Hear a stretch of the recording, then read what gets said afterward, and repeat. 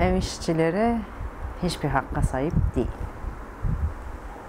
Yani kaç tane arkadaşımız camdan düştü, düşerek öldü, hayatını kaybetti veyahut da sakatlandılar.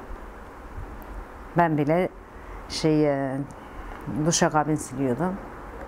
Duşakabinin camı patladı, kolum paramparça oldu. O halde hastaneye götürmek yerine kolumu orada kirli mirli bezle sarıp oraları temizlememe istendi. Yani mecbursun, çalışmak zorundasın.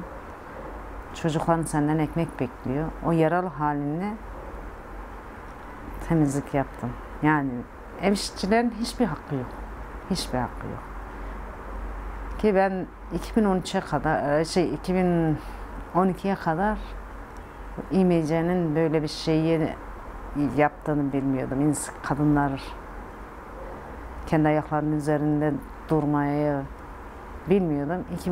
2012'de oğlum sayesinde İMC derneğiyle tanıştım. Önce bir dernekti. 2012'de tanıştım. Sonra 2013'te biz dedik ki bunu bir sendikalaştıralım. Sendikalaştıralım. En azından kadınlar ev işçileri haklarını öğrensin. Kendi haklarımızı, devlette bir hakkımız olduğunu öğrensinler diye. Öyle İMC'nin kurucu üyelerinden birisi. Ev işçileri işçidir. Devlet sıfatında işçi olarak gözükmesi, iş tanımı olması.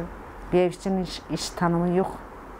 O eve gidiyorsun, ütüsünü yapıyorsun, temizliğini yapıyorsun, yeri geliyor yemeğini yapıyorsun.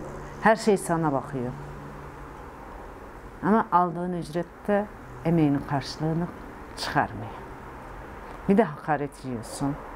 Bazı günlerde mesela aç gidiyorsun, sabah kahvaltısız gidiyorsun, akşam eve aç susuz dönüyorsun. Bazı evler var ki içtiğin suyun hesabını soruyor sana. Devlette bizim taleplerimiz ev işçilerini işçi olarak görmesi, bu 10 günden az, 10 günden çok ayrımcılığının kaldırılması, bir inşaat işçisi bir kaza geçirdiği zaman iş kazası alıyorsa raporu, bir ev işçisi de bir kaza geçirdiği zaman o evin içinde başına bir şey geldiği zaman iş kazası olarak gözüksün. Biz diyoruz ki ev işi iş, ev işçisi işçidir. İzin günü yok, bir şeysi yok. 24 saat o evin her şeyine koşturuyor. Yani bunu da işçi olarak görsün devlet. Buna da bir şey yapsın. En azından desin ki ya bu kadınların emeği görülsün. Ev işçilerin emeğini görsün. Ama görmüyor devlet. Görmemek için ısrar ediyor. Biz 7 defa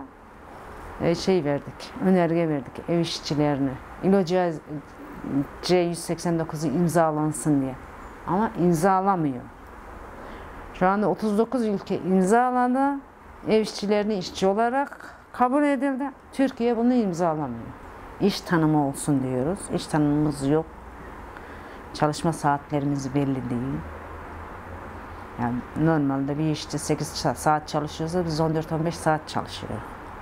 Bütün ev işçileri haklarına sahip çıksın ve gelsin İMC çatısı altında haklarını arasınlar. Kadınlar birlikten güçlüdür, birlikten güç doğar.